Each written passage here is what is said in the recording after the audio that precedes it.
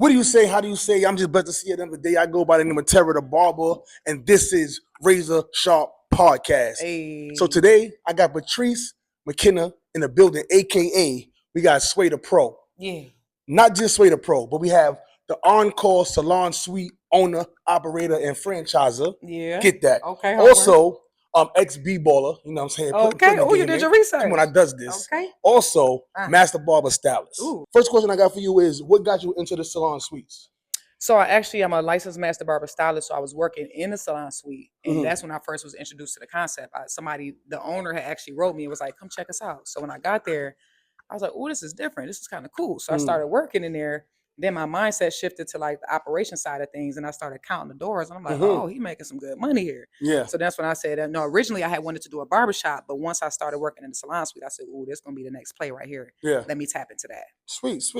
What's the difference in mindset for a salon suite renter and a person that rents a chair?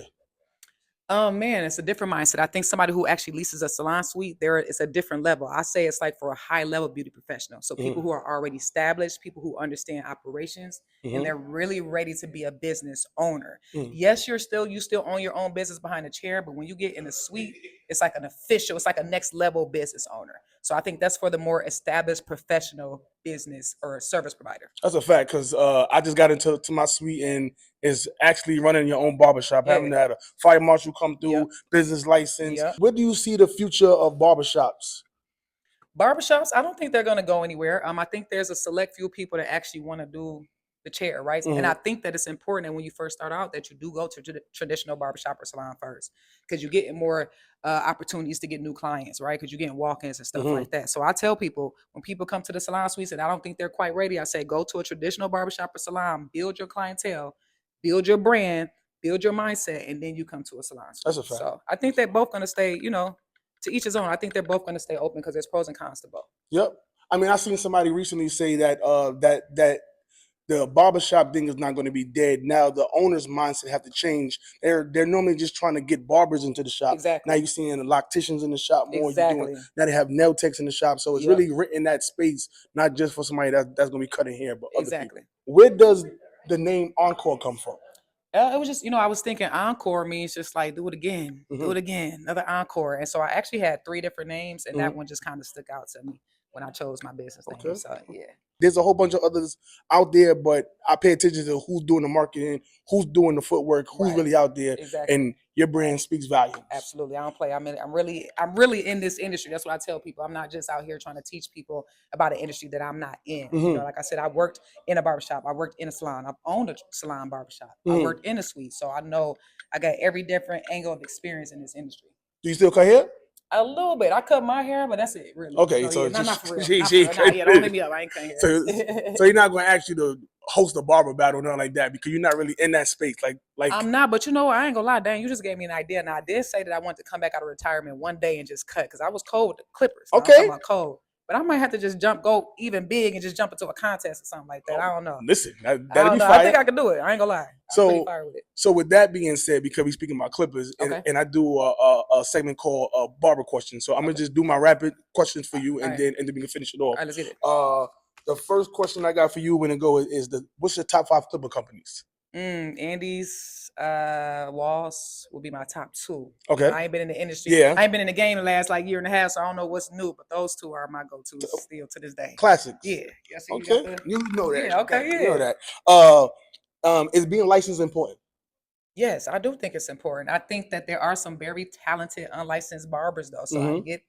But I do think it's important ultimately because it just shows that you're really serious, and it's required to get into suites, most suites, what I mean? So, I'm kind of torn with that. I just think legally it's important, but, and I also think that means that you went and got that education. So when it comes to sanitation, like it's not just about knowing how to cut, but how to maintain your clients' health and making sure their hair is in good condition. Absolutely. I think a lot of people don't really pay attention to that stuff. That's a fact. That's a fact. Does having an online presence convert into new clients? Absolutely, 1,000%. They don't know you, they don't know you, right? So how can you grow if you don't keep putting yourself out there? So absolutely, you got to be consistent. It's just no way around it. You got to keep posting. Don't overthink it. Don't look for perfection in every different post. Don't hesitate to recycle the same post and use the same client with 3 different angles. Like just post. Facts. What direction do you see the industry headed? I think it's going to continue to grow. You know, the hair and beauty industry is an $88 billion industry and it's growing 12 to 13% every year. So I don't see it going anywhere. As long as hair continues to grow, the industry going to keep growing and getting creative and stuff like that. So absolutely. And my final question that I always ask people, normally I ask them what kind of barber you are, but my question to you is, what kind of entrepreneur are you? Great question. I don't play no games. I will say that because I put in a lot of hard work. So I don't want nobody playing with my time. I value my time. I'm one that sets goals and really tries to push to get them done. I try not to procrastinate. I'm a woman of my word. I hold people accountable. And I have a plan. Like, you got to have a plan no matter how big your goal is. If you don't really have that plan and break it down every single day, every week, every month, you're never going to get there. It's just a dream, right? If it's just written on paper. So you want to actually bring that goal to life. So yeah, I would say I'm a stern person, but it's required to really be successful for real and be a business owner. So absolutely. Well, I appreciate you taking the time out. I appreciate you doing this event here. It was a free event. Absolutely. And a lot of times people don't take advantage of the free things. Yeah. But they'll pay for it. But I'd rather people pay for something because people pay more attention when they put some money towards it than free. But the people that was in here was very receptive. Yeah. Had a whole bunch of questions and he dropped a whole bunch of gems. So I appreciate that. My pleasure, for sure. Thanks for interviewing me. Absolutely. So this your boy Terah Da Barber, Sway Pro in the building, and this is Razor Sharp Podcast. We out. I am Terah Da Barber.